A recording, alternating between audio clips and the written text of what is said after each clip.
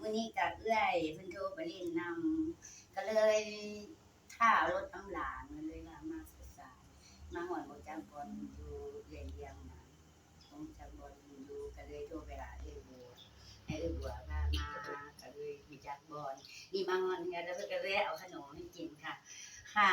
แม่บัวกับแม่เวียงเนาะ3ใบเถานี่ล่ะ3ใบเถาค่ะแม่จันลาก็ขอขอบพระคุณ FC หลายๆทุกท่านค่ะให้กดไลค์กดแชร์ของแม่เวียงกับแม่บัวนี่เด้อค่ะเด้อเห็นใจเพราะว่าคือกันนั่นล่ะอกหัวอกคือกันค่ะคนแก่ไม่มีปัญญาเลยเป็นหัวอกเดียว ค่ะ กัน ค่ะ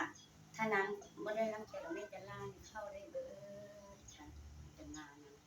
คนได้คนไหนกับแม่จันลาก็เข้าได้เบิดค่ะเพราะว่าขอร่วมบุญร่วมคุณกับ FC ทุกท่านทุกประเทศค่ะที่อยู่ในเมืองไทยหรือต่างประเทศทุกๆท่าน